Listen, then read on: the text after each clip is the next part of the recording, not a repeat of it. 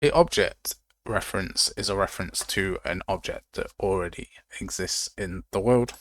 And to make one, we can get any of these blue nodes return values and promote them to a variable. And this will promote an actor. So then get BP third person character and spawn it. And this actor will then be set to BP third person character, but an object reference. If I wanted to have a specific BP third person character object reference, then I could find the third person character and set up an object reference like that. Then once I compile, the only thing references typically start out as no values or none. So a good rule of thumb is to, when you are getting them, make sure that they are valid so that you are not getting an accessed none error.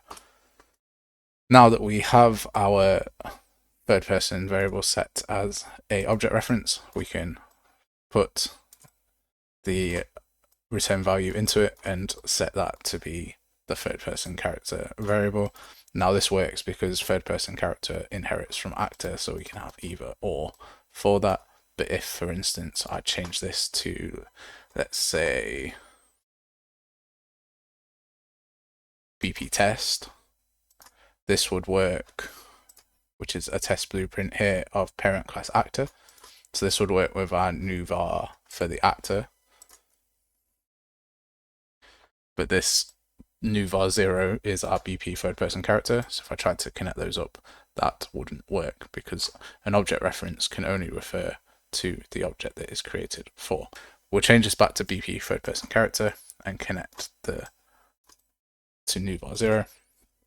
And now once we've got the object reference, I can access any variables or setup inside here. So I can get actor and get the mesh if I want to, and I can set the world location of that actor and move it around. I can completely manipulate something if it's an object reference and if it's valid. Now just remember, the default value of an object reference is not valid. You have to set the object references based on what's in the world. So we'll run this, and now we have these objects just here.